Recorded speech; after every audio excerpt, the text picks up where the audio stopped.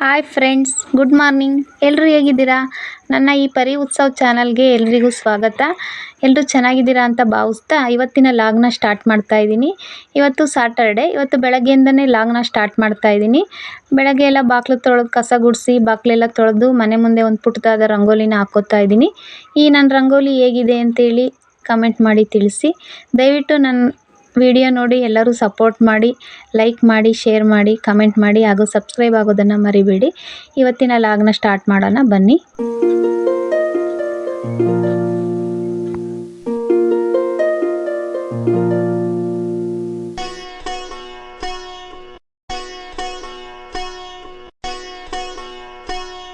ಮನೆ ಹೊರಗಡೆ ಎಲ್ಲ ಕೆಲಸ ಮುಗಿದ್ಮೇಲೆ ಇವಾಗ ಟಿ ವಿ ಕ್ಯಾಬಿನ್ ಮುಂದೆ ಸ್ವಲ್ಪ ಎಲ್ಲ ಧೂಳಾಗಿತ್ತು. ಹಂಗಾಗಿ ಎಲ್ಲ ಕೂಲಿನ ಹಾಕ್ಕೊಂಡು ಟಿ ವಿ ಕ್ಯಾಬಿನ್ ಎಲ್ಲ ಕ್ಲೀನ್ ಮಾಡಿಕೊಂಡೆ.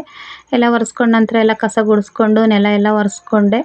ಇವತ್ತು ಶನಿವಾರ ಆಗಿರೋದ್ರಿಂದ ಮಗ ಮಾರ್ನಿಂಗ್ ಸ್ಕೂಲಿಗೆ 8 ಗಂಟೆಗೆ ಹೋಗಬೇಕಾಗಿತ್ತು. ಹಾಗಾಗಿ ಟಿಫನ್ ಇವತ್ತು ತರಕಾರಿ ಉಪ್ಪಿಟ್ಟು ಮಾಡೋಣ ಅಂತೇಳಿ ಅಂದ್ಕೊಂಡೆ. ಮಾಮೂಲಿ ಸಾಟರ್ಡೆ ಬಂತು ಅಂದರೆ ನಮ್ಮ ಮನೇಲಿ ಉಪ್ಪಿಟ್ಟು ಖಂಡಿತ ಇರುತ್ತೆ. ಹಾಗಾಗಿ ಇವತ್ತು ತರಕಾರಿ ಉಪ್ಪಿಟ್ಟು ಮಾಡ್ತಾಯಿದ್ದೀನಿ. ಹಾಗೆ ರವೆ ಹುರ್ಕೋತಾ ಇದ್ದೀನಿ.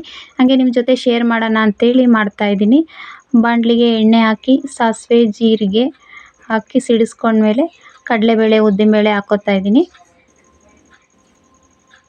ಹಾಗೆ ಚೆನ್ನಾಗಿ ಅವೆಲ್ಲ ಸ್ವಲ್ಪ ಕೆಂಪುಗೆ ಆದಮೇಲೆ ಈರುಳ್ಳಿ, ಹಸಿಮೆಣಸಿನ್ಕಾಯಿ, ಕರಿಬೇವೆಲ್ಲ ಹಾಕ್ಕೊಂಡು ಬಾಡಿಸ್ತಿದ್ದೀನಿ.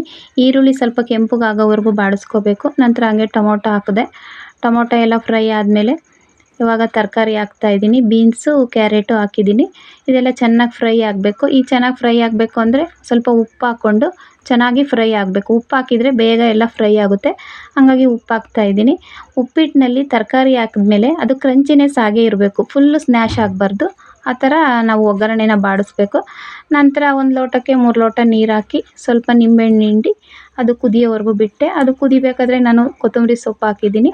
ಕೊತ್ತಂಬರಿ ಸೊಪ್ಪೆಲ್ಲ ಹಾಕಿದ್ಮೇಲೆ ಸ್ವಲ್ಪ ಉಪ್ಪು, ರವೆ ಹುರಿದಿದ್ನಲ್ವ, ರವೆ ಎಲ್ಲ ಹಾಕಿದ್ಮೇಲೆ ಸ್ವಲ್ಪ ತೆಳ್ಳಗೆ, ನಮ್ಮ ಮನೆಗೆ ಎಲ್ಲರಿಗೂ ತೆಳ್ಳಗೆ ಇರಬೇಕು, ನೀರಾಗಿ. ಹಂಗಾಗಿ ನೀರು ಥರನೇ ಉಪ್ಪಿಟ್ಟು ಮಾಡಿದ್ದೀನಿ. ಒಬ್ಬರಿಗೆ ಗಟ್ಟಿ ಇರೋಕ್ಕೆ ಇಷ್ಟ, ಒಬ್ರಿಗೆ ಉದುರಾಗಿರೋಕ್ಕೆ ಇಷ್ಟ, ಒಬ್ರಿಗೆ ತೆಳ್ಳಗಿರೋಕ್ಕೆ ಇಷ್ಟ. ಹಂಗಾಗಿ ನಮ್ಮ ಮನೇಲಿ ಈ ಥರ ತೆಳ್ಳಗಿದ್ರೆ ಭಾಳ ಇಷ್ಟಪಟ್ಟು. ಇವತ್ತಿನ ತಿಂಡಿ ಉಪ್ಪಿಟ್ಟು ರೆಡಿ ಆಯಿತು. ಅದ್ರ ಜೊತೆ ಕರ್ಜಿಕಾಯಿ ಚಟ್ನಿ ತಿಂದ್ವಿ ಫ್ರೆಂಡ್ಸ್. ಬೆಳಗ್ಗೆ ಎಲ್ಲ ಕೆಲಸ ಮುಗಿಸ್ಕೊಂಡು 12 ಗಂಟೆ ಹಂಗೆ ನನ್ನ ಮಗಳು ತಲೆಗೆ ಸ್ವಲ್ಪ ಎಣ್ಣೆ ಮಸಾಜ್ ಮಾಡು ಮಮ್ಮ ಅಂದ್ಲು. ಹಂಗಾಗಿ ತಲೆಗೆಲ್ಲ ಎಣ್ಣೆ ಮಸಾಜ್ ಮಾಡಿದೆ. ಎಲ್ಲರೂ ಫ್ರೆಶ್ ಅಪ್ ಆದ್ವಿ. ನಂತರ ಮಧ್ಯಾಹ್ನ ಅಡುಗೆ ಮಾಡಬೇಕಾಗಿತ್ತು. ಹಂಗಾಗಿ ತರಕಾರಿ ಏನಕ್ಕೆ ಇರಲಿಲ್ಲ, ಖಾಲಿಯಾಗಿತ್ತು. ನನ್ನ ಮಗಳು ಹೋಗೆಲ್ಲ ತರಕಾರಿ ತೊಗೊಂಬಂದ್ಲು.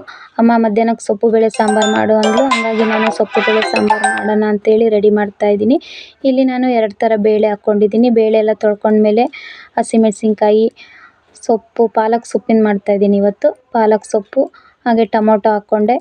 ನಿಂಬೆಹಣ್ಣಿನ ಗಾತ್ರದಷ್ಟು ಹುಣಸೆಹಣ್ಣು ಹಾಕ್ಕೊಂಡೆ. ಸ್ವಲ್ಪ ಅರಿಶಿನ ಪುಡಿ, ಎಣ್ಣೆ ಹಾಕ್ಕೊಂಡು ಸ್ವಲ್ಪ ನೀರು ಹಾಕ್ಕೊಂಡು ಒಂದು 4 ವಿಷಲ್ಲು ಕೂಗಿಸ್ದೆ ಫ್ರೆಂಡ್ಸ್.